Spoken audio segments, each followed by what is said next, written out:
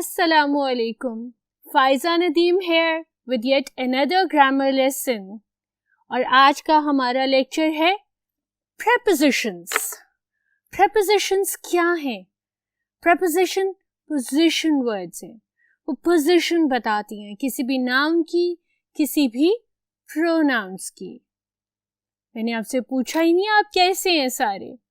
I hope all of you are doing fine. ठीक है, अब जब हमने एक दूसरे का हाल पूछ लिया है तो चलते हैं बोर्ड की तरफ.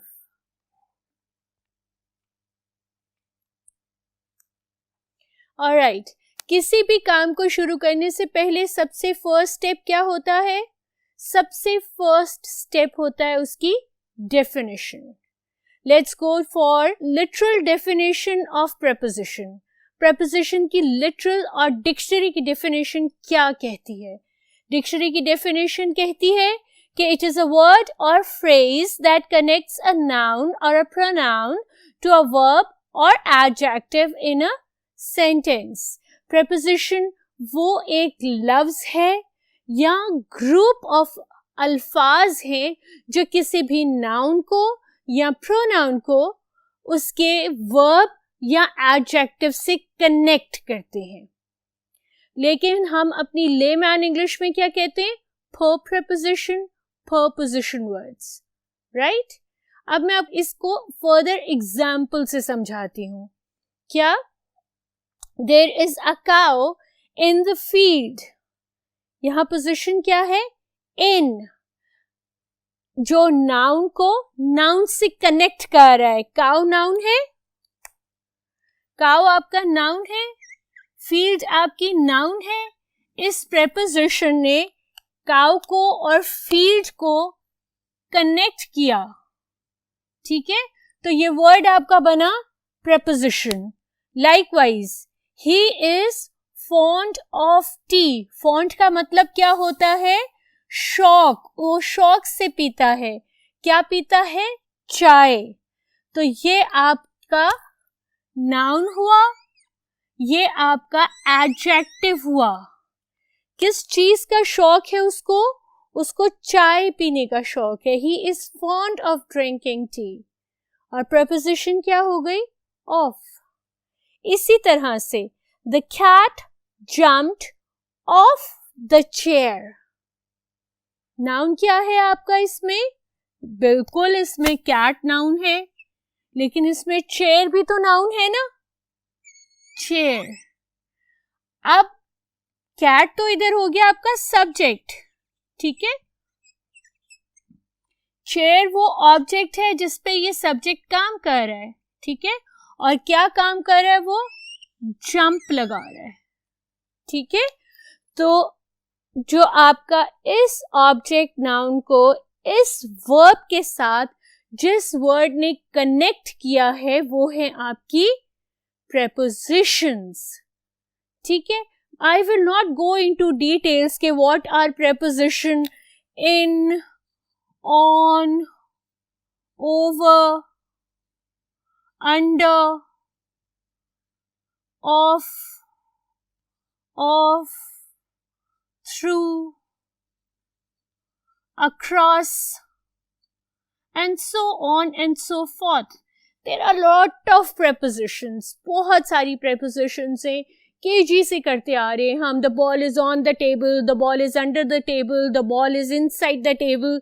ठीक है, इस ग्रेड में आके, ग्रेड 10th में आके हमने आपको क्या करेक्ट कराना है? हमने आपको वो एरर्स करेक्ट करानी है जो आप अपने prepositional यूजेज में करते हैं, ताकि हमारे अच्छे से मार्क्स आए. ठीक है, so next I will discuss the common errors that you do while using the prepositions.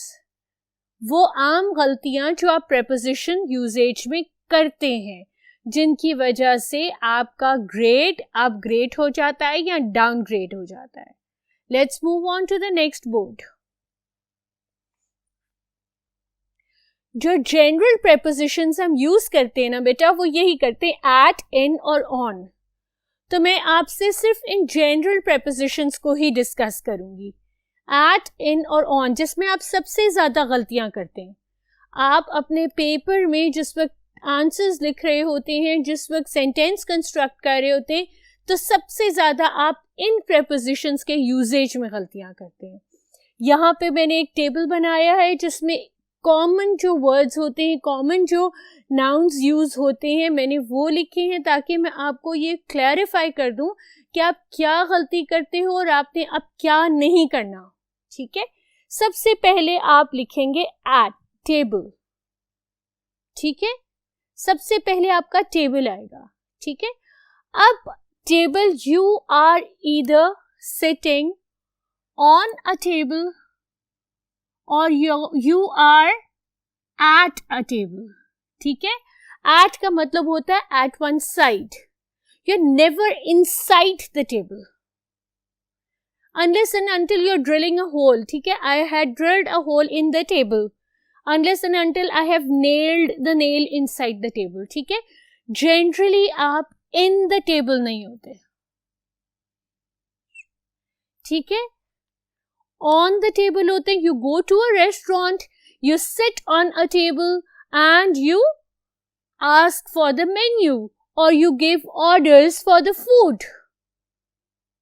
ठीक है, तो आप टेबल के साथ या on यूज करते हैं या टेबल के साथ at यूज करते हैं। आप टेबल के अंदर कभी नहीं जाते। You are never inside the table.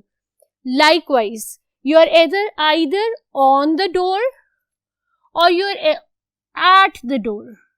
ठीक है, you are never inside the door. Door के अंदर आप कभी एंटर नहीं होते। I'm standing at your doorstep. ठीक है, as soon as I will be on the door, I'll ring the bell. दो सेंटेंसेस आपको समझ आए हैं। You're never in the door.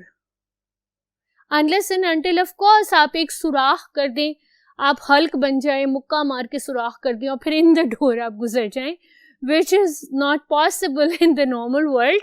ठीक है, तो you are either on the door or you are at the door. Next, fridge. Where are the fridge magnets? They are on the fridge. ठीक है, where do you keep your food? You keep it in the fridge.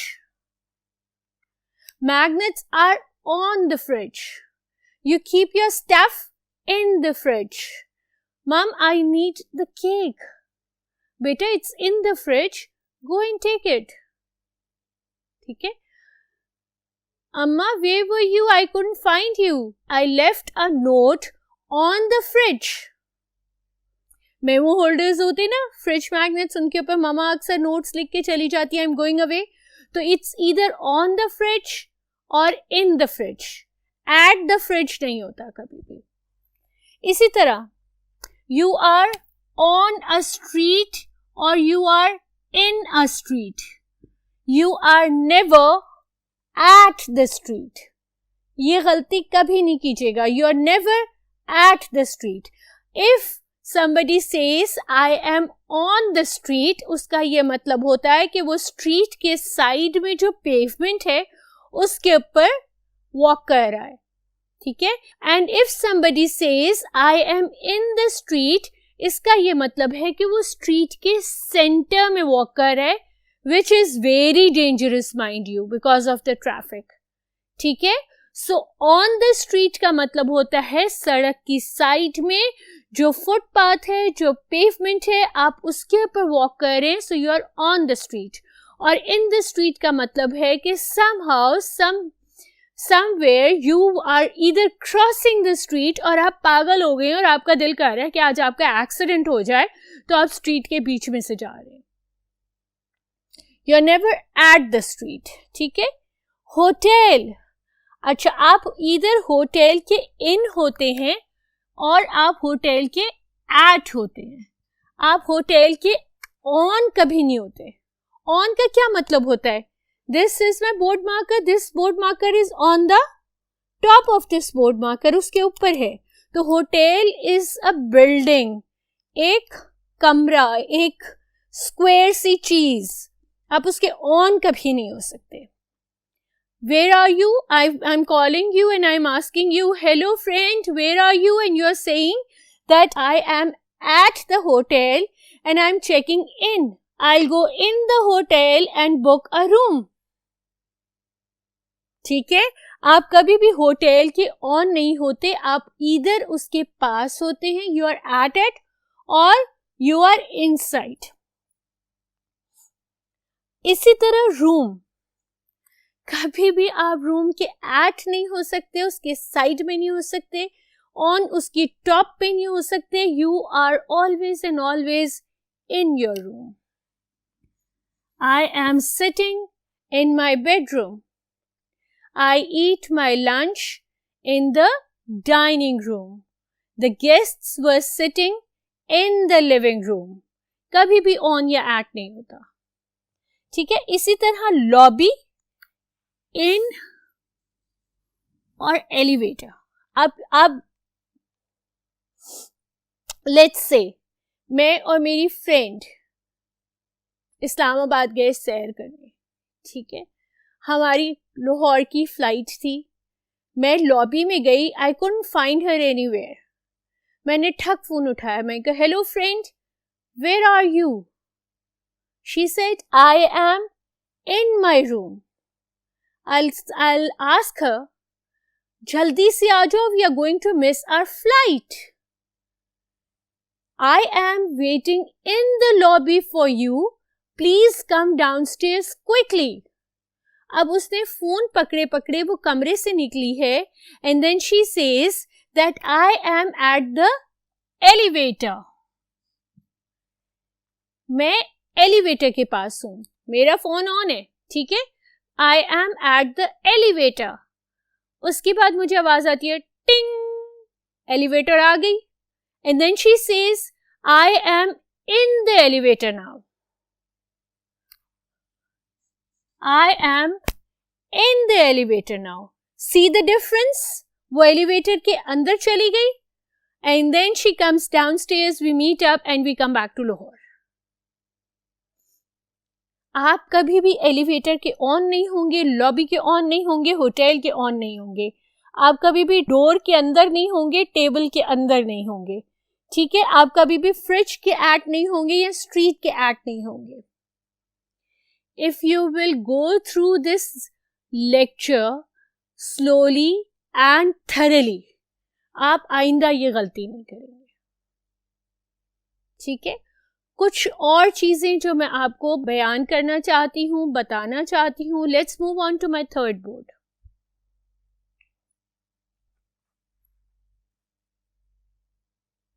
Alright, मैंने फिर at, in और on के साथ कुछ examples board पे लिखी हैं. मैंने ये एग्जाम्पल्स क्यों लिखी हैं? ताकि जो आपकी गलतियों की गुंजाइश है वो कम हो जाए. मैंने ये क्यों लिखी हैं? ताकि आपकी मिस्टेक्स कम हो और आपके मार्क्स ज़्यादा आए. जैसे you are always at home, at school, at work, at college, at a party, at university, right? आप कभी भी in the party, in school, in work नहीं होते. You are always at there. Likewise you are either in the sea. ठीक है, आप on the sea नहीं हो सकते.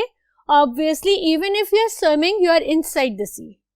ठीक है, either you are boating, then the boat is on the sea, you are in the boat.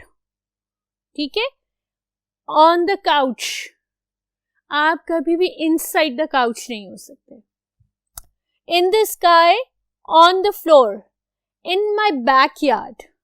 I have grown a lot of vegetables in my backyard. On the radio. अब ये जो हैं ये बड़ी इंपॉर्टेंट हैं.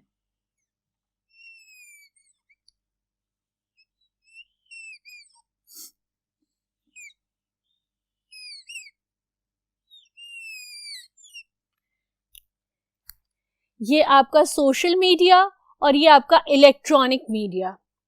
इनके साथ जो आप प्रेपोजिशंस यूज करते हैं, be very very careful about them. क्यों? You hear the news on the radio. Radio पे, जो आपको इलेक्ट्रॉनिक मीडिया है, आप उसको सुनते हैं ऑन द रेडियो. इसी तरह से you watch a programme on TV. TV के ऊपर प्रोग्राम देखते हैं आप, it's on TV. You Google something in computers. You save your files in computers. You have a search engine installed in computers. Likewise, I like watching judo karate scenes in Jackie Chan movie. I like the action thriller in the Mission Impossible series. और in the mission impossible movie. ठीक है, तो ये usage बहुत important है, क्योंकि आप अपनी राइटिंग में इलेक्ट्रॉनिक और प्रिंट मीडिया या इलेक्ट्रॉनिक और सोशल मीडिया के बगैर नहीं जीते हैं. ठीक है, the Y generation. So have this very clear in your mind. Likewise, you are sitting in a car. बहुत ही रेयर केसेस होते हैं जिनमें you are sitting on the car, वो भी जब हम कोई सेलिब्रेशंस वगैरह कर रहे होते हैं, पाकिस्तान डे वगैरह, और जिसपे आप बहुत रिस्की होता है गाड़ी के ऊपर बैठना. ठीक है, you embark on a train. You get on a train. ठीक है, you climb on an aeroplane. You embark on an airplane, and you sit inside a boat. I'll go to Lahore on a plane. ठीक है, whereas I enjoyed a lot riding in the boat. Last हमारा जो topic है वो prepositional phrases है. There was a very strong reason why I did not do prepositional phrases with my topic of phrases. क्यों prepositional phrases हैं? वो phrases जो preposition की जगह नहीं लेते. अगर आपको मेरा phrases वाला लेक्चर याद हो, तो मैंने आपको ये कहा था कि वो group of words जो किसी भी एडजेक्टिव या एडवर्ब की जगह लेते हैं, वो एडजेक्टिवियल या एडवर्बियल फ्रेजेस कहलाते हैं. प्रेपोजिशनल फ्रेजेस का कॉन्सेप्ट उससे थोड़ा सा डिफरेंट है. फ्रेजेस क्या होते हैं? फ्रेजेस वो ग्रुप ऑफ वर्ड्स होते हैं जिनकी सब्जेक्ट और वर्ब अग्रीमेंट नहीं होती. ठीक है, prepositional phrases start as a preposition, they are followed by the object of the preposition, and they do not work as a preposition. ठीक है, the boy in the blue shirt in is a preposition, we all know that. ठीक है, तो ये जो phrase है in the blue shirt, ये actually adjective की जगह ले रहा है. ठीक है, it's actually being used as an adjective. लेकिन वो इस बॉय को एक्सप्लेन कर रहा है, कौन सा लड़का जिसने ब्लू शर्ट पहनी हुई है. ठीक है, तो चूंकि because it's starting with a preposition, it's a prepositional phrase as well. Next is my friend. Okay, the book under the table was lost. वो बुक जो टेबल के नीचे पड़ी हुई थी, ठीक है, ये आपकी प्रेपोजिशन है, वो गुम हो गई. यहां पर एडवर्बियल फ्रेज की, एडवर्ब की जगह ये ले रहा है. यहां पर ये एडवर्ब की जगह ले रहा है. कौन सी बुक गुम हुई है? जो टेबल के अंदर पड़ी हुई थी. इसी तरह she will meet me after the class. When will she meet me? After the class. When क्या डिस्क्राइब करता है? एडवर्ब है, और वो टाइम ऑफ एक्शन डिस्क्राइब करता है. तो ये एडवर्ब की जगह ले रहा है, but since it's starting with this preposition, it's a prepositional phrase. I meditate in the morning. In preposition है. When do I meditate? I meditate in the morning. ये भी adverb describe कर रहा है. लेकिन सिंस इधर एक preposition यूज हुई है तो ये prepositional phrase है. आई होप कि आपको ये समझ आ गई होगी. ठीक है, prepositional phrase preposition से स्टार्ट होता है, ऑब्जेक्ट ऑफ द preposition होता है ब्लू शर्ट, फ्रेंड. ठीक है, under the table lost, after the class she, and in the morning meditation. right, clear? जल्दी से क्विक रिकैप करते हैं. आज हमने क्या किया? आज हमने की prepositions. पेपर में जो कॉमन एरर्स हम करते हैं अपनी राइटिंग में रिगार्डिंग prepositions, फिर हमने prepositional phrases टच किए. आई होप कि आपको आज का लेक्चर समझ आ गया होगा और I wish you the best. Have a good day, enjoy कीजिएगा और इंशाल्लाह मिलेंगे नेक्स्ट लेक्चर पे. Thank you.